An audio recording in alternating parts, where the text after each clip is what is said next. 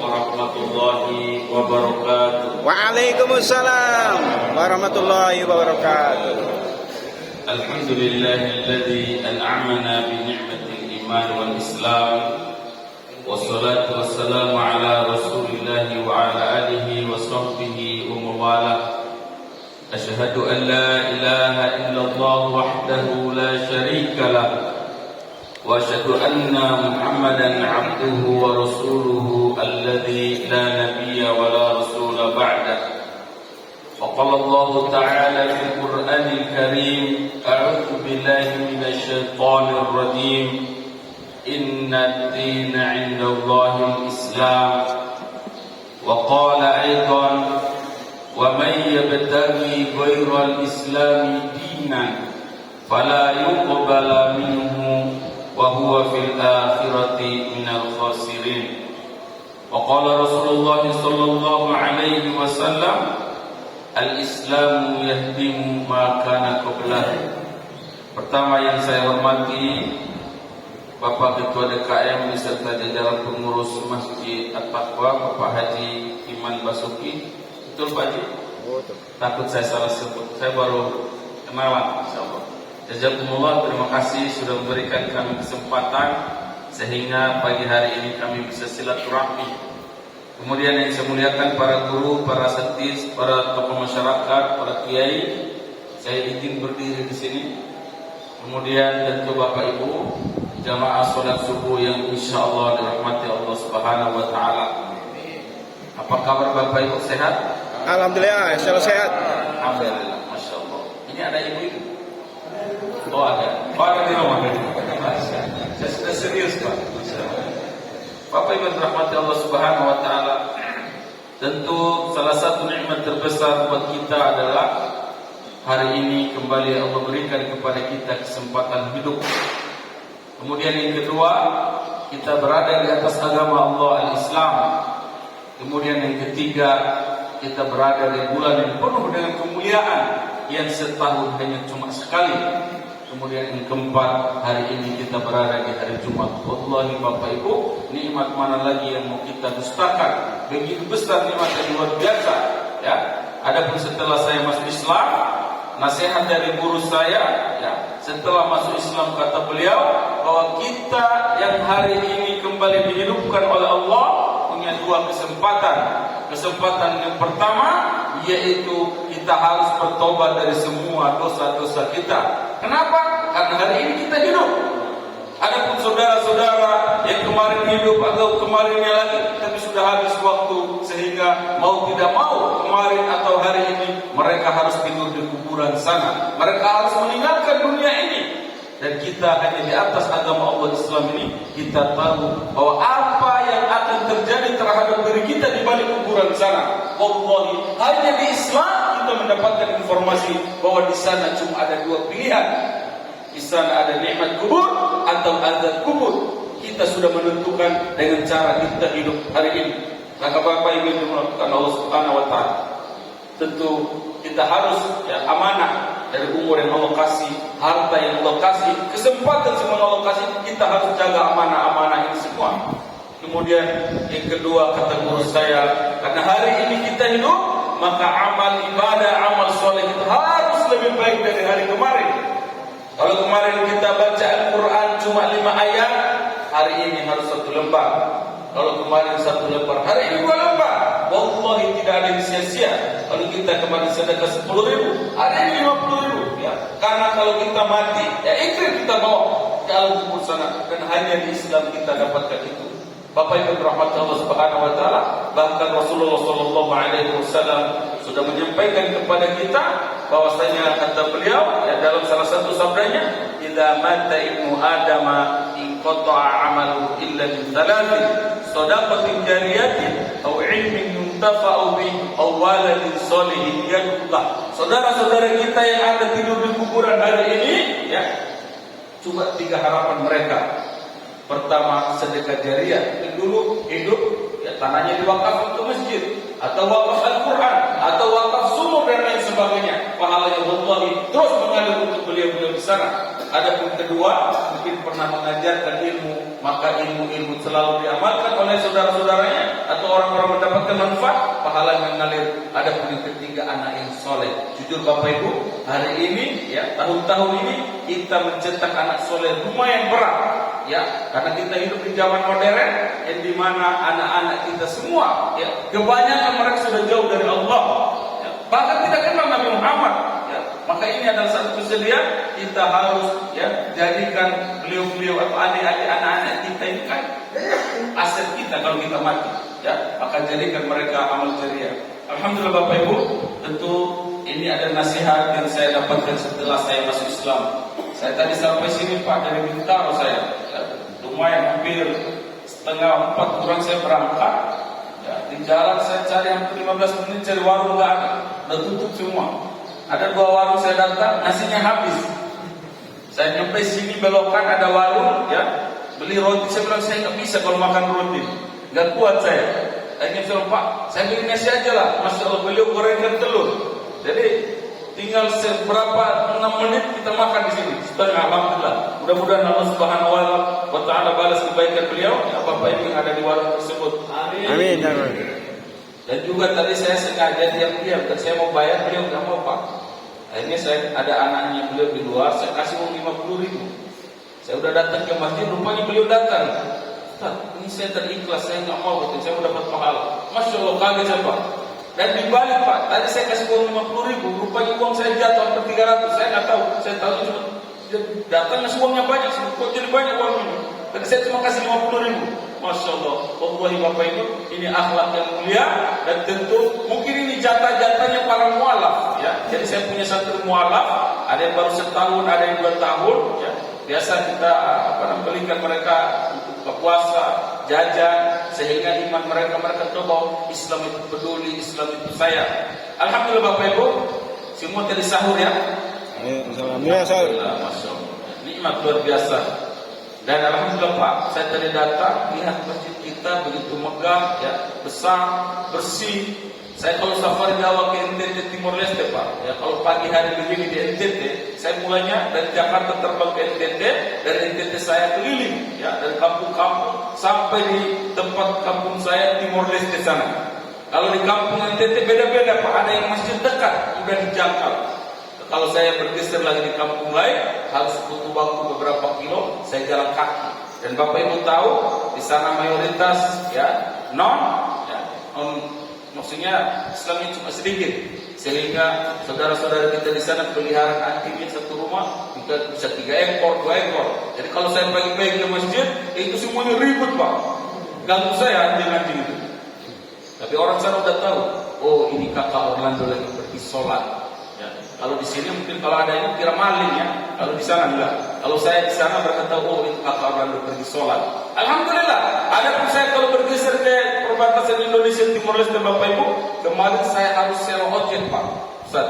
Ya, itu 1 jam saya perjalanan ke daerah yang saya mau kunjung. Di sana apa terjadi Bapak Ibu? Satu kampung tidak punya masjid, masjid itu hanya musola ya, terbuat dari alang-alang, daun-daun, atapnya sudah bolong. Kalau hujan kehujanan, kalau panas kepanasan. Tetapi apa yang terjadi Bapak Ibu? Ketebalan iman saudara-saudara kita di pedalaman, syukur mereka terhadap Allah Subhanahu wa Ta'ala begitu kuat.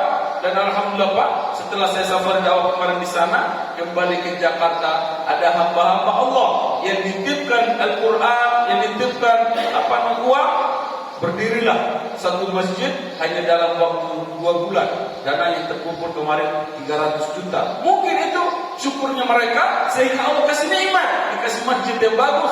Alhamdulillah, karena di atas agama Allah cuma 2 pilihan kita. La in syakartum la azidannakum wa la in kafartum in adzabi lasyadid. Masya Allah, kita sudah hafal rumus ini ya.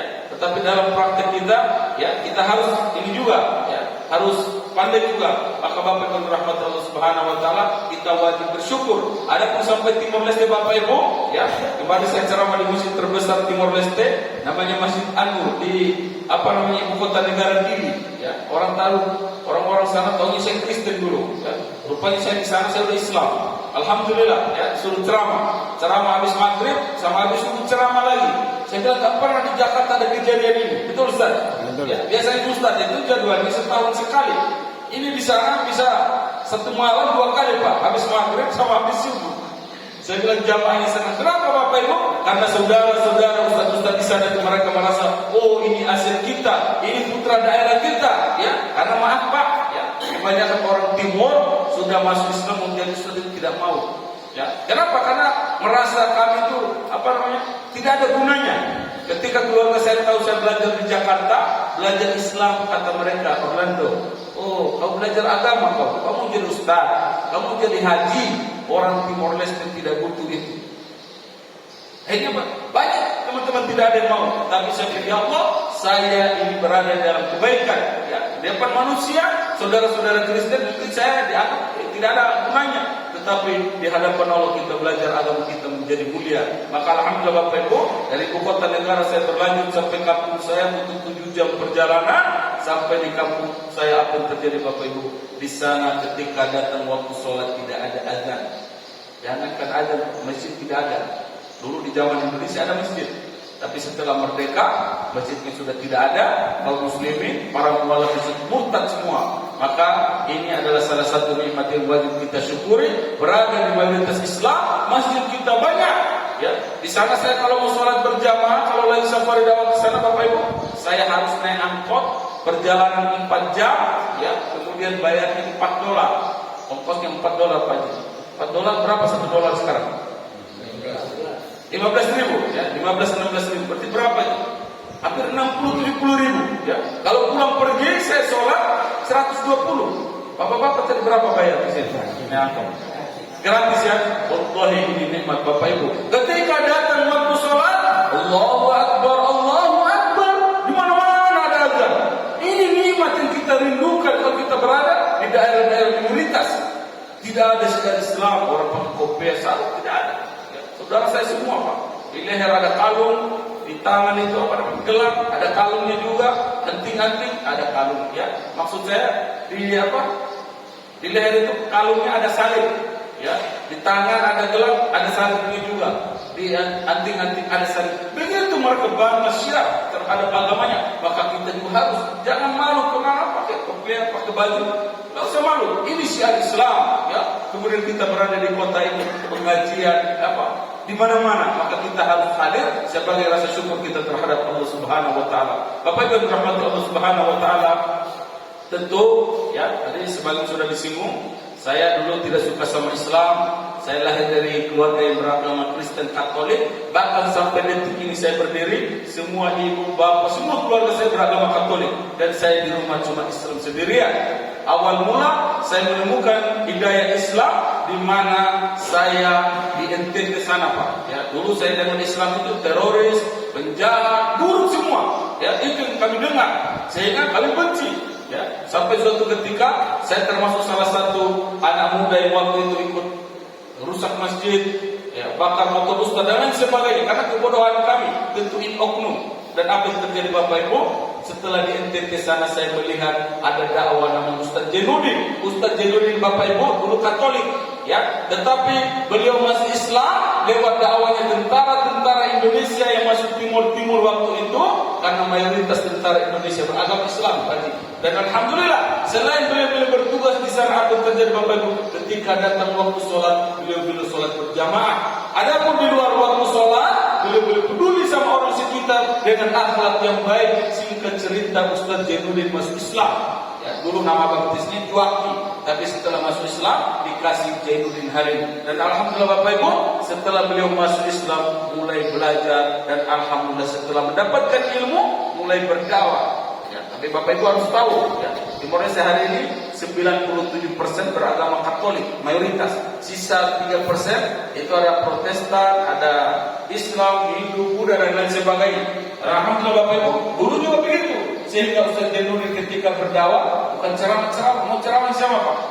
Tidak ada orang Islam, ya. Tetapi beliau langsung praktek Islam ini, sebagaimana Rasulullah SAW pertama kali berdakwah di Mekah dengan akhlak yang baik, dengan pendekatan kepedulian. Dan ini yang dilakukan Ustaz Jainuddin ketika dia tahu di warga atau di kampung ada orang belum makan kelaparan, beliau hadir untuk membantu. Ketika Ketika ada anak-anak belum sekolah, dia bantu sekolahkan. Ketika ada orang di rumah sakit tidak punya biaya, beliau hadir membantu. Dia tidak peduli mau itu beragama Katolik, mau itu Protestan, apalagi Islam, wajib dibantu karena ini saudara kita di atas agama Allah Subhanahu wa taala. Dan apa yang terjadi Bapak Ibu? Karena keikhlasan beliau, ya, karena akhlak yang baik, peduli terhadap orang-orang sekitar, orang banyak yang mengucapkan 2 kalimat syahadat dengan ikhlas. Dari tahun 90 beliau berdakwah sampai tahun 2017 kemarin sudah 1000 orang masuk Islam. Dan dari 1000 orang yang masuk Islam, saya salah satu di antara mereka, yaitu Muhammad Orlando. Bapak Ibu dirahmati Allah, bagaimana Allah muliakan orang-orang yang ambil bagian dakwah dalam hidupnya ini. Ustaz Jairudin habis, ya, sudah berkali-kali mau dibunuh, berkali-kali dihina, sudah biasa. Sudah memang apa sunatullah, ya. Dari zaman Nabi, orang kalau masuk Islam dimusuhin sama keluarga, ya, dimarahin sama teman, itu sudah biasa. Dan Ustaz Jairudin merasakan itu. Tetapi bagaimana istiqomah beliau di atas agama Allah? Apa yang terjadi Pak? Tahun 2017 kemarin ada hamba Allah di Jakarta punya harta lebih, dia kasih hadiah umroh untuk Ustaz Jairudin. Alhamdulillah beliau datang ke Jakarta pergi umroh. Setelah pergi umroh 2 minggu kembali ke Jakarta lanjut ke NTT berdakwah, dan hampir setiap bulan orang masuk Islam. Dan tidak hanya itu Pak, di tahun yang sama tahun 2017 Allah kasih lebih besar hadiah itu. Apa itu? Hadiah haji dari Duta Besar Arab Saudi untuk Indonesia. Kembali Ustaz Jairudin terpilih untuk mendapatkan hadiah haji. Saya mikir, kenapa bukan kita di kota yang dipilih? Kenapa orang pedalaman di sana yang dipilih? Orang tidak ada yang kenal sama dia. Tapi inilah janji Allah Subhanahu wa taala, "In tansurullaha yansurukum." Siapa saja menolong agama Allah, dia berdakwah, dia berbuat baik sehingga orang dapat hidayah Islam, maka Allah akan mudahkan urusan dunia. Jangankan dunia Pak, surga saja Allah kasih. Bilal bin Rabah, kita sama-sama tahu kisahnya. Bagaimana dulu seorang budak, tidak ada harga dirinya, tetapi setelah mendapatkan hidayah Islam, marah bosnya, majikannya marah, disiksa di atas padang pasir, panas di siang hari, ditindih pakai batu. Jujur Pak, kalau bapak-bapak digituin kuat tidak? Lagi apa namanya, disiksa. Saya yakin Bapak Ibu di sini udah pernah haji atau umroh semua ya. Kalau ada yang belum, mudah-mudahan Allah berangkatkan sebelum kita wafat. Amin ya rabbal alamin. Saya kebetulan kemarin udah 6 tahun Pak, saya merasakan bagaimana tinggal di padang pasir. Ya, saya salah satu santri mualaf yang terpilih kemarin kuliah di kampus International University of Africa di Khartoum, Sudan. Ya, kalau yang belum tahu Sudan, di Bintaro belok kanan Pak. Bercanda ya, jangan terlalu serius. Alhamdulillah Bapak Ibu terhormati, itulah Allah Subhanahu wa taala muliakan Bilal bin Rabah, ya. Setelah banyak penderitaan, tetapi inilah Allah memuji sebesar mana, seserius apa keimanan Bilal bin Rabah ini. Akhirnya datang siapa? Abu Bakar untuk memerdekakan beliau. Akhirnya yaitu Bilal menjadi sahabat Nabi, manusia paling mulia. Bahkan ketika masih di dunia, ya, sudah dijamin masuk surga. Ini agama Allah Subhanahu wa taala. Inna dina indallahi Islam, bahwasanya agama yang diridhoi hanya Allah itu Islam. Tidak ada agama lain. Dan alhamdulillah saya sangat bahagia sampai hari ini saya berada di atas agama Allah Subhanahu wa taala. Dan Ustaz Jairudin Bapak Ibu, sebelum beliau berangkat haji, beliau punya tanah Pak. Tanah ini ada yang kasih sama beliau, karena Ustaz Jairudin tidak punya uang. Uangnya habis buat bantu para mualaf, sekolah kuliah semua. Jadi tidak ada uang. Ya, bahkan motor pun tidak punya. Dari tahun 90 sampai tahun 2015 kemarin tidak punya motor. Orang kampung, ya, di sana itu para mualaf, kalau lihat Pak Jairudin, mau orang Islam, Kristen, Protestan, kalau lihat Ustaz Jairudin mereka menangis. Ya, kenapa Pak? Kami di kampung itu kalau mau naik angkot harus jalan sekitar 5 kilo untuk naik angkot. Jalan kaki dulu. Kalau mau naik ojek mahal, ya, harus jalan kaki. Orang semua bilang itu Pak Jairudin sebenarnya bisa beli mobil, jangan motor. Mobil pun bisa dibeli sama dia. Tapi itulah uangnya habis untuk membantu para mualaf. Dan apa yang terjadi Pak? Tanah yang dikasih, ya, beliau dapatkan dari seorang hamba Allah, ya. Orang itu kasih dengan niat, Ustaz ini tolong bangun rumah di sini. Ustaz kan tidak punya rumah, ini saya kasih tanah, ya, silakan buat. Tapi apa yang terjadi Pak? Sebelum berangkat haji, tanahnya diwakafin sama beliau. Ustaz, saya ini sudah tua, ya. Saya mau tanah ini saya wakafkan tolong bangunkan yayasan, madrasah agar para mu'alaf di kampung ini bisa belajar. Alhamdulillah sudah berdiri sebuah yayasan yang sangat cantik dan bagus. Dan setelah itu beliau berangkat haji, dan setelah nyampe tanah suci, rangkaian ibadah haji selesai, Allah wafatkan beliau di sana, disolatkan kaum muslimin yang datang dari penjuru muka bumi. Mudah-mudahan Allah ampuni dosa-dosa beliau. Allah jadikan beliau ahli jannah. Bapak Ibu rahmat Allah Subhanahu wa taala. Saya kalau ingat beliau kita menangis. Karena kami para mu'alaf khusus dari timur, beliau adalah pahlawan kami. Tidak ada yang berani atau sayang sama para mu'alaf kecuali beliau ini. Totalitas beliau berjuang tidak main-main. Sehingga lahirlah para dai-dai muda yang dimana insyaallah mudah-mudahan dari kami inilah amal jariah untuk beliau diamal di kuburan sana. Bapak Ibu rahmat Allah Subhanahu wa taala, maka mari kita sama-sama muhasabah diri kita di bulan Ramadan ini, di hari Jumat ini ya. Ramadan sisa 3 hari atau 4 hari, mari kita muhasabah diri kita sampai detik hari ini. Dan usia yang sudah Allah kasih, harta yang Allah titipkan, kenikmatan kita dapatkan, sudah berapa persen kita peduli terhadap dakwah Islam ini? Kenapa? Karena kita tahu bagaimana Rasulullah SAW berdakwah di Mekah selama 13 tahun, kemudian dilanjutkan di Madinah, habisin waktu, tenaga, usia, nyawa Islam untuk berdakwah sampai Islam kepada kita. Sekarang mari kita sama-sama tanya kita, apakah kita terima Islam gratis? Kita duduk-duduk saja, kita santai. Wallahi tidak apa-apa. Kita harus ambil bagian dari semua amanah yang Allah kasih, kita peduli. Maka hadirnya BWA ini sangat cocok Bapak Ibu. Sebagai apa? Kita ambil bagian masing-masing. Dan alhamdulillah Pak, saya dari timur-timur datang ke NTT.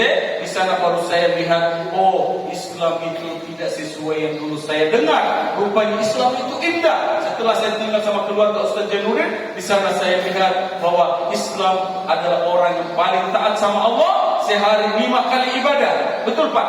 Betul. Kadang saya lihat orang Islam cuma sekali ibadah, sholat maghrib doang. Harusnya kan 5 kali Pak ya. Tapi ada orang Islam cuma 1 kali. Maka kita mualaf kadang bingung. Kok bisa dia tidak sholat? Ini korupsi sholat. Ini lebih bahaya daripada pejabat yang korupsi duit. Ya. Nah, kita harus luruskan, jangan sampai ada di keluarga kita yang tidak sholat. Kita harus dakwakan mereka. Kemudian kedua, menurut saya Islam itu adalah orang yang paling bersih. Sehari dia wudhu 5 kali, itu yang wajib. Belum sholat duha, sholat tahajud, itu. Makanya orang Islam cakep-cakep ya, wajahnya Masya Allah. Ada akar bekas wudhu yang luar biasa ya. Bahkan sampai di hari kiamat sana itu menjadi tanda cahaya. Dan alhamdulillah Bapak Ibu, yang ketiga saya lihat orang Islam, orang yang paling taat sama Allah Subhanahu wa taala melalui menjaga rumah ibadahnya. Ya. Tapi waktu itu Kristen kami lihat orang Islam kenapa masuk masjid sendal sepatu dibuka. Ya, kami mikir Pak, walaupun presiden pun dia kalau masuk masjid sendal sepatu dibuka. Atau ada tadi bapak-bapak pakai sendal sepatu sini? Tidak ada ya. Dulu kita Kristen kan ke gereja pakai sendal sepatu. Kita mikir kita kurang ajar sama umat Tuhan Yesus. Datang pakai sendal sepatu, kita di jalan. Ya. Kita injak tai kotor apa? Tai ayam. Mungkin injak ya, masuk aja rumah Tuhan. Dosa kita ini. Jangankan rumah Tuhan, rumah kita Bapak Ibu kalau sudah pelai tidak berani. Ya, kita mikir begitu, akhirnya apa yang terjadi Bapak Ibu? Kemudian saya melihat orang Islam setelah pengajian, setelah sholat duduk bersama, saling menasihati, saling ngobrol. Ada yang kaya, ada yang miskin, ada yang hitam, ada yang putih. Rupanya duduk bersama. Rupanya di Islam ada satu rumus, inna akrabakum indallahi atqakum. Rupanya di Islam bahwasanya orang yang mulia di hadapan Allah bukan yang lain-lain, tetapi hanya orang yang bertakwa. Inilah hebatnya Islam.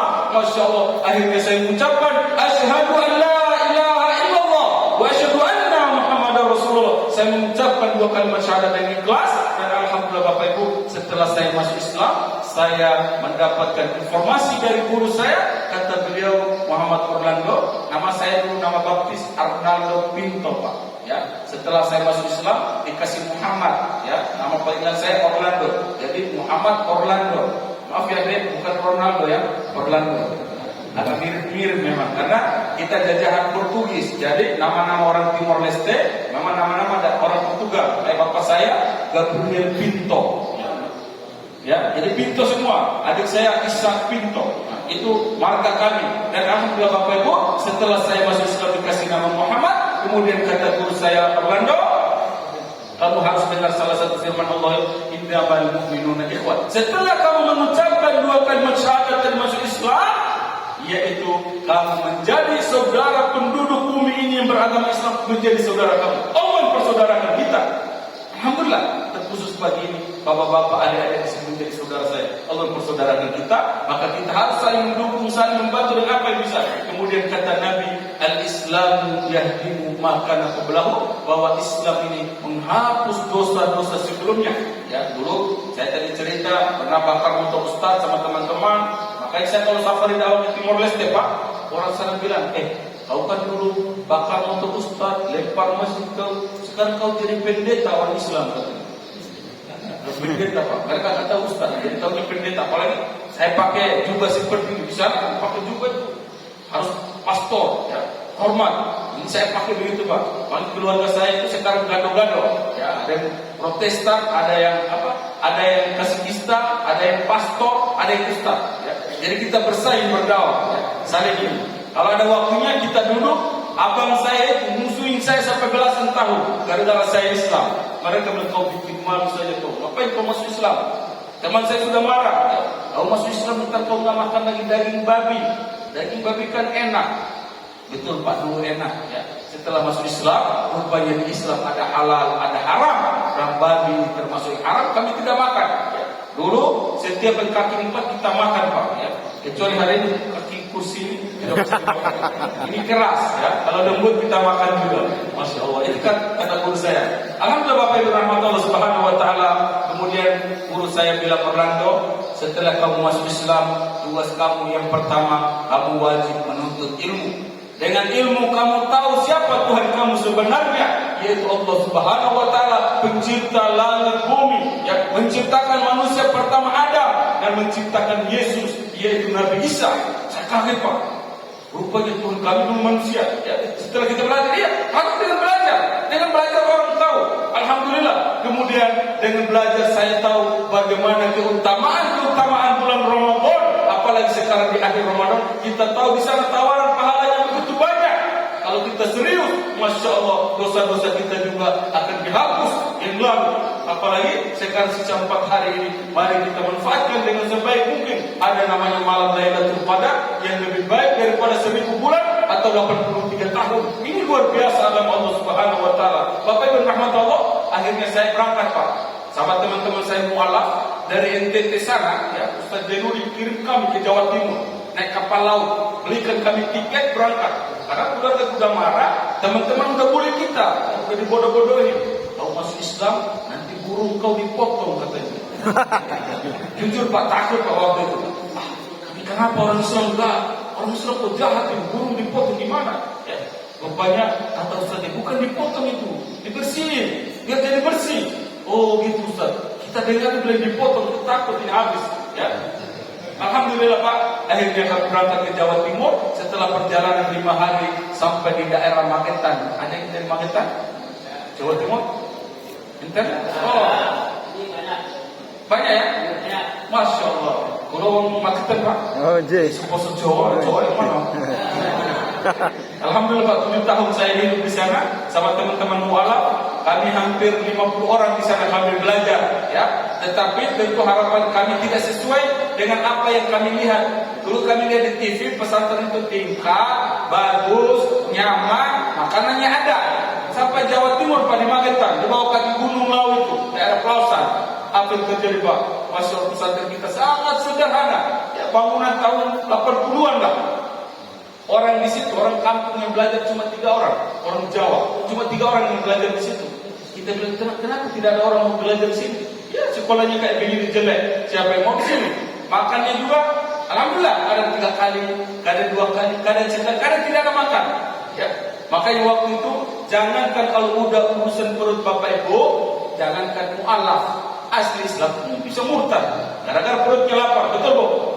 Betul Pak? Betul. Iya. Akhirnya apa yang terjadi? Dan Bapak Ibu harus tahu, para misionaris tidak diam. Ketika jumlah masuk Islam dengan banyak begini, mereka ikut kita setiap bulan mereka datang ke pesantren kita. Mereka bilang, kalau setelah masuk Islam kau jadi susah kan? Ya, sekolah kau jelek, kau makannya susah. tidur kau cuma di bawah. Akhirnya apa yang terjadi? Mereka datang nawarin, kalau kamu mau ikut saya, pesantren bagus ada di Madiun sana, tingkat, makannya banyak, kamu sekolahnya bagus. Akhirnya apa yang terjadi?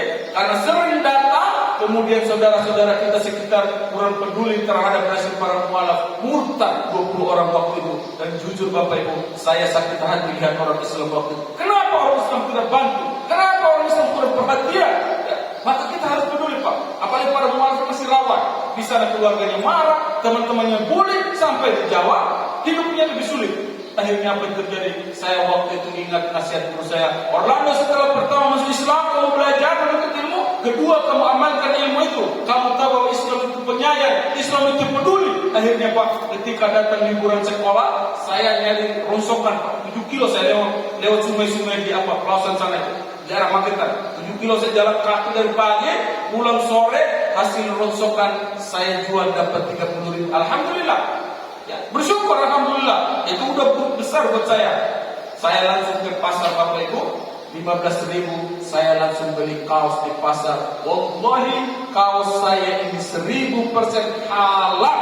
Di Islam halal, haram, tidak boleh digabung. Kalau kita campur adukan, apa yang terjadi? Tidak berkah buat keluarga kita. Banyak masalah. Anak-anak menjadi anak durhaka. Maka walaupun kita makan sedikit tapi dia halal, berkahnya itu luar biasa. Masya Allah. Maka Bapak Ibu rahmat Allah, kita harus benar-benar yaitu menjaga halal dan haram. Karena alhamdulillah Pak, sisa 15.000 saya bagikan sama para mualaf, beli sabun, beli gorengan. Saya hadir harus berdakwah bantu mereka dengan apa yang saya bisa. Tetapi itulah Bapak Ibu, keterbatasan. Kadang kalau liburan datang Bapak Ibu, saya nyangkut Pak. Nyangkut sawah dari jam 7 pagi sampai jam 5 sore dikasih 7.000.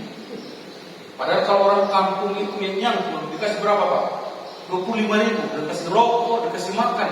Kami bilang, kenapa orang Islam jahat sama kita? Kita sudah kerja dengan baik, habis tenaga cuma 7.000, makan pun terlambat. Saya bilang, ini gimana Islam ini? Ya, karena kita memang ini bukan semua orang Islam, tapi oknum yang kami, dan kata tetangga, Mas, Pak Haji, pelit loh. Jangan mau kerja sama dia katanya. Saya bilang kalau kami nggak kerja, nggak punya duit, nggak bisa beli sabun, nggak bisa beli jajan. Ya, akhirnya kami berjuang dengan keterbatasan saya. Alhamdulillah pas setelah 7 tahun saya kembali ke NTT berdakwah. Ya, sampai di NTT sana saya mengabdi 1 tahun di Kampung Mualaf, yang dimana di sana saya mengajarkan ibu-ibu, bapak-bapak, anak-anak kecil. Setelah 1 tahun saya tidak digaji. Saya mikir, kita nggak ada gaji kita kan butuh duit, betul Pak? Betul. Kerja kan butuh duit. Ini 1 tahun nggak ada yang gaji. Saya tanya, Bapak, kenapa ustaz-ustaz dari kota tidak ada yang mengajar di sini? Ada. Kalau mereka dari kota ke sini ini jalan jelek, ya jalannya batu karang semua, itu banyak rawan bocor. Dan mereka pulang kita harus kasih amplop, kita harus kasih uang jajan, kita tidak punya duit. Akhirnya saya mengabdi di sana, saya harus berjuang dengan apa yang saya mampu. Tapi yang buat saya paling sedih, suatu ketika saya lagi ngajar anak-anak kecil sekitar 20 orang, apa yang terjadi Pak? Sekitar belasan orang lari keluar dari masjid. Saya bingung, kenapa mereka pergi? Ada masih beberapa orang duduk. Saya tanya, adek, dompi mana? Pakai bahasa Inggris. Mereka kemana deh? Kata, dompi gereja. Ngapain? Di sana orang bagi kue, ada coklat, ada permen. Ya. Jadi ada Sabtu Minggu itu ada acara gereja. Di sana ada banyak makanan. Mereka lari semua, tidak mau belajar. Saya bilang, kenapa kalian nggak mau belajar sama kakak? Kakak tidak bagi kami kue katanya. Saya enak boro-boro saya kasih kue. Saya tidak punya uang. Waktu-waktu saya berdoa, ya Allah, istiqomahkan saya di atas Islam, jadikan saya orang bermanfaat. Dan alhamdulillah Bapak Ibu, datang pertolongan Allah, saya datang ke Jakarta kuliah. Paginya saya kuliah di kampus Olimpia.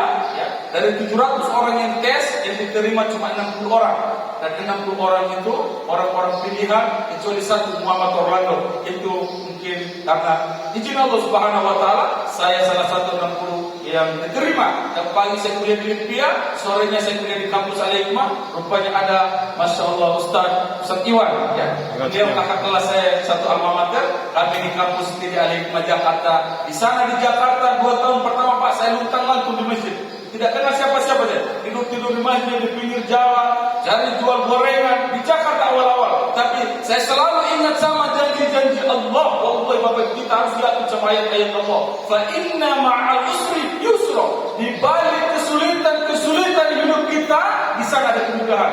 Maka ketika ada masalah jangan putus asa, jangan cerita sana sini, tapi ambil wudhu, datang sholat 2 rakaat sujud berdoa minta sama Allah, di sana Allah akan kasih kemudahan. Ini janji Allah Subhanahu wa taala. Alhamdulillah dapat pertolongan, banyak yang mulai kenal saya mulai jualan dan mulai bisnis, dan alhamdulillah 2016 saya menyelesaikan studi saya di kampus Al-Hikmah. Kemudian saya berdoa, ya Allah, saya sudah Islam tidak bisa bahasa Arab, ya Allah, saya ingin belajar bahasa Arab di luar negeri.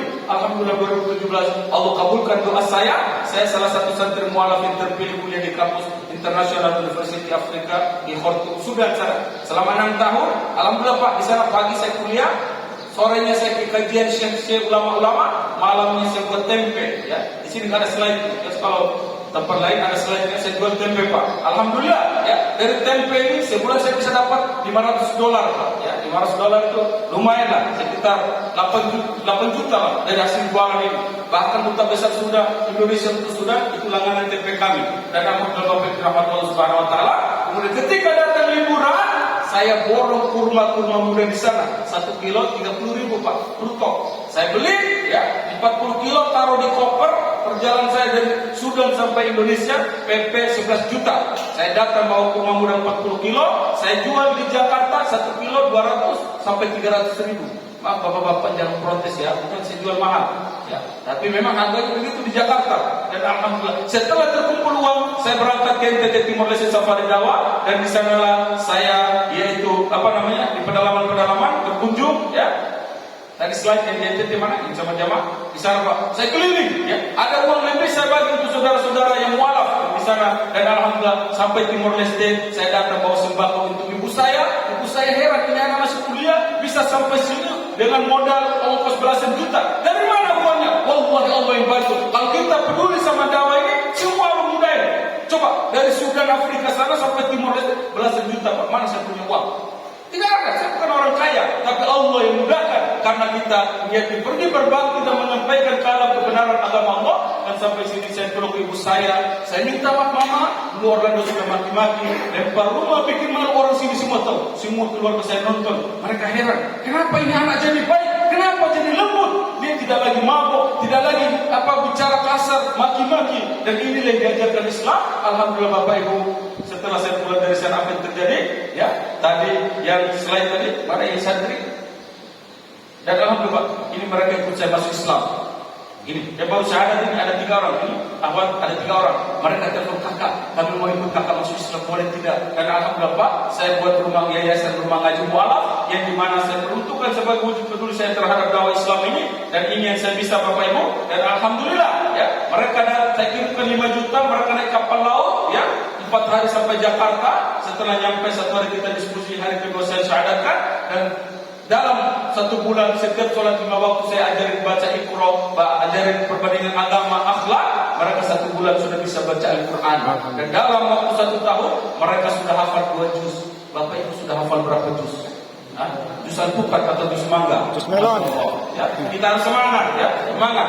Dan kemarin Ramadan baru 9 hari awal mereka sudah hatam Al-Quran dari tilawat mereka. Maka kita harus semangat. Mereka keluarganya marah, teman-temannya marah, tetapi mereka semangat. Bagaimana kita tidak ada yang marah sama kita, maka kita harus semangat. Maka saya ucapkan terima kasih kepada BWA yang kita peduli. Maka Bapak Ibu, intinya saya mengatakan, mari kita ambil bagian dakwah yang kita bisa lihat bagaimana perjalanan di BWA di dalam peduli saudara-saudara kita di pedalaman untuk menyampaikan amanah-amanah. Ada video BWA? Ya, dan alhamdulillah Bapak Ibu, ya, waktunya sudah agak siang, sedikit lagi ya, foto.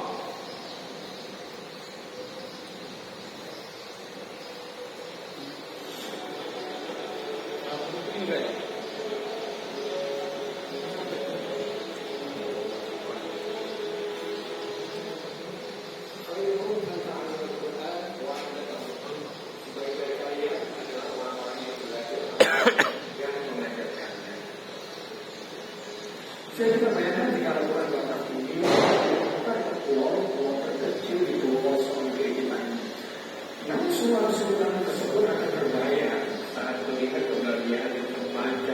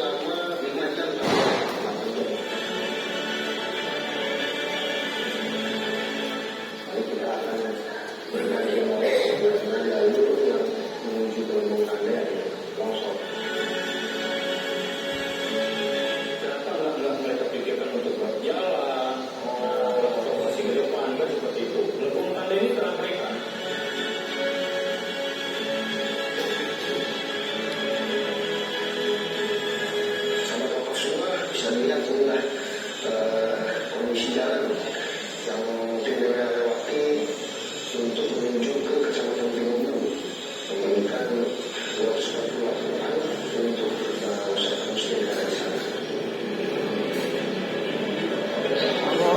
Allahu Akbar. Hari ini kita melakukan perjalanan pertama dalam mendistribusikan Al-Quran wakaf BWA untuk Sulawesi Tenggara.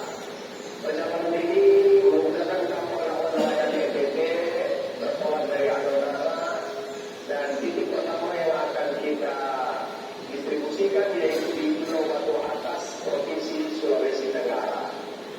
Jarak dari Adonara ke Pulau Batu Atas hampir 150 mil, jadi kurang lebih 24 jam. Kenapa Pulau Batu Atas yang didistribusi? Karena memang ini pulau terluar dari Provinsi Sulawesi Tenggara dan Jakarta dan Provinsi Nusa Tenggara.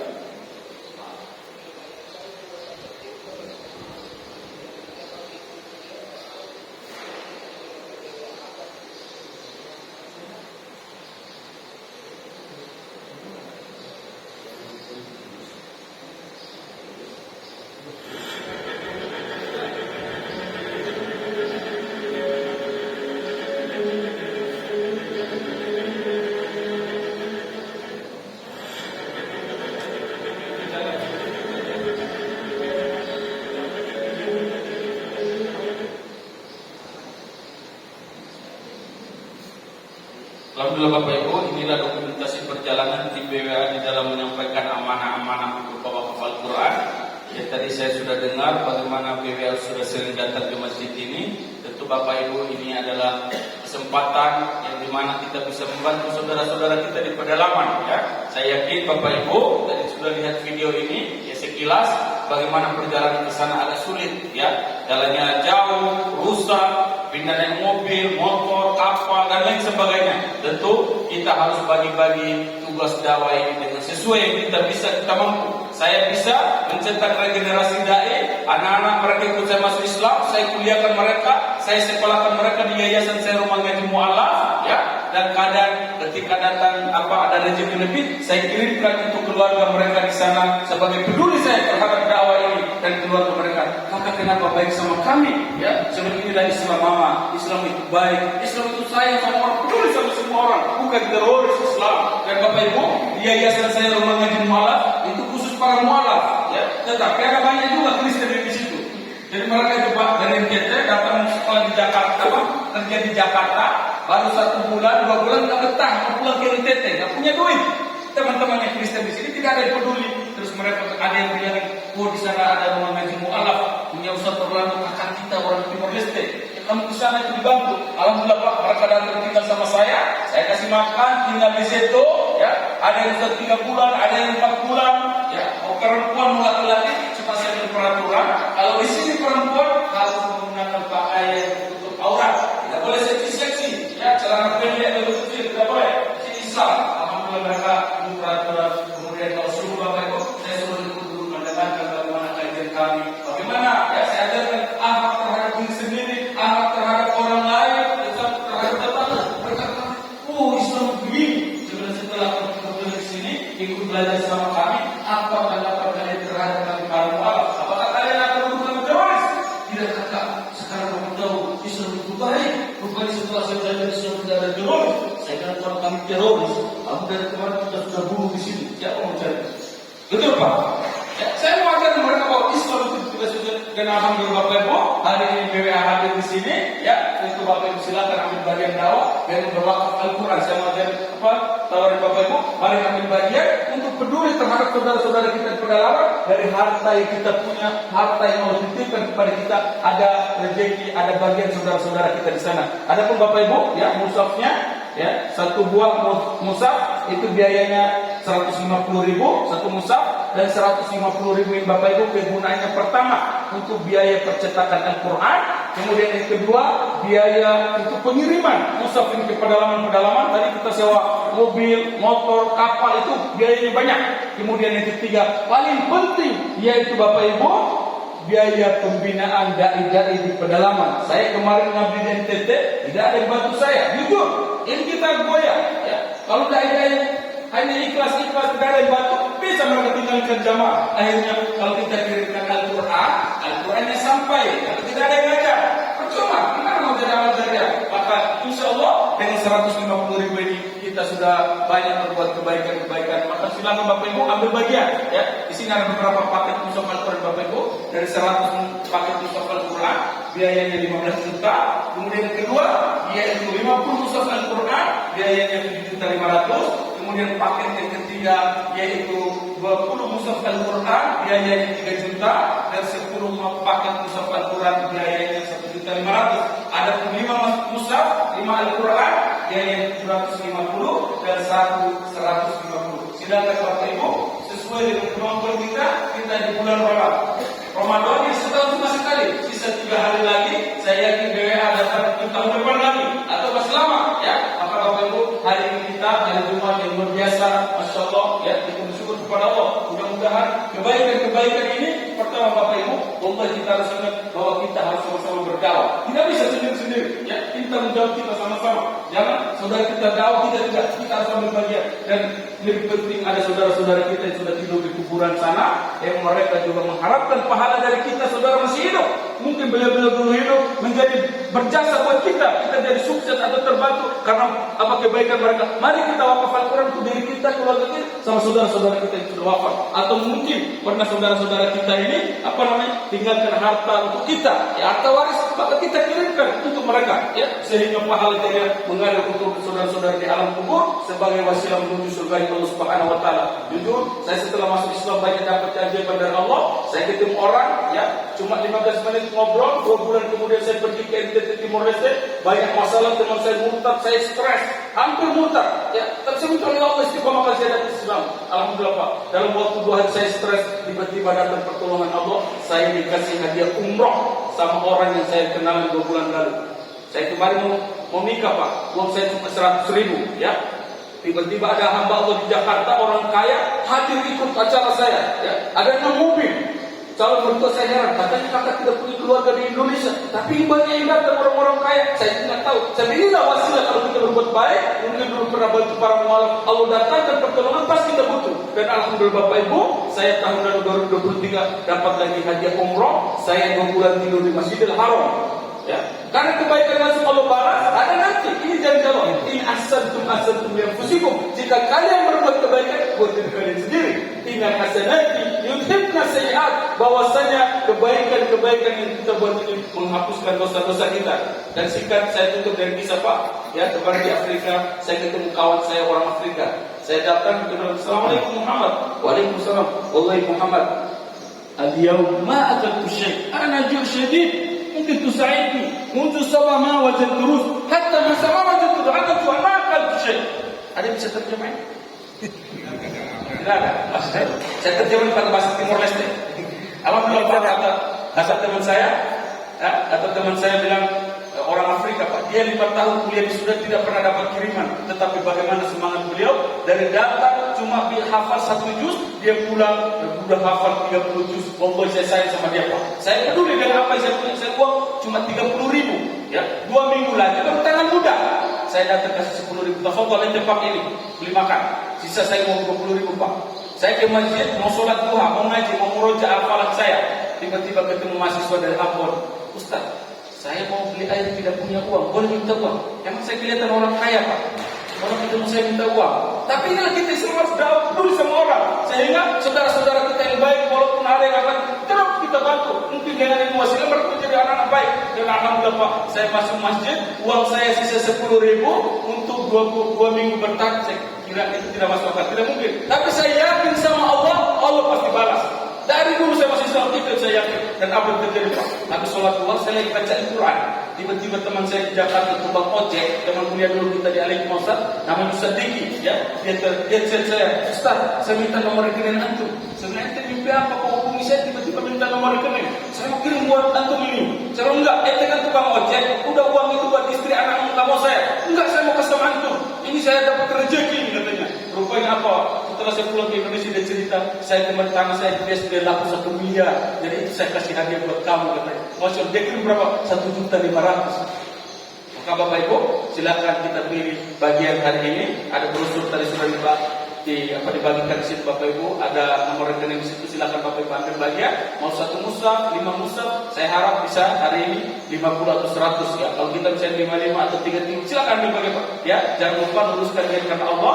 Saya ini nanti kalau Al-Quran kita baca dapat pahala, kita kirim untuk saudara kita pedalaman, kita wakafkan harta kita dapat pahala, saudara kita di sana dapat pahala, kita lagi hidup, kita lagi santai. Makanya santri saya Pak, setelah masuk Islam, mereka bisa baca Al-Quran. Saya ajar, saya tidak mau orang lain kasih. Saya kasih Al-Quran, saya belikan ya, saya sama istri. Dan ini yang saya ingin sampaikan pada kesempatan pagi hari ini.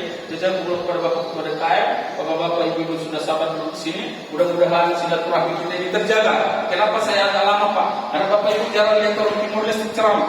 Betul. Biasanya kalau orang Timur Leste kan dia kolektor, dia satpam. Kalau sekarang ada yang ustaz, ya. Nanti kalau saya keluar dari masjid saya ganti pakaian Pak. Barakallahu ya. Kesimpulan pertama, kita Islam wajib menuntut ilmu. Kemudian setelah dapat ilmu kita amalkan ilmu itu sebagai bukti bahwa ilmu ini berkah. Kalau kita tahu bahwa ilmu makan adab di tangan kanan, duduk baca bismillah. Kalau kita tidak amalkan ini, berarti ilmunya tidak berkah. Ya, jadi amalkan ilmu, belajar, kemudian amalkan ilmu, kemudian ketiga kita sampaikan kepada saudara-saudara kita, kemudian keempat berserah diri sama Allah. Mereka mau terima dakwah kita atau tidak terima, tidak apa-apa. Itu urusan Allah Subhanahu wa taala. Barakallahu fikum. Wassalamualaikum warahmatullahi wabarakatuh. Waalaikumsalam warahmatullahi wabarakatuh.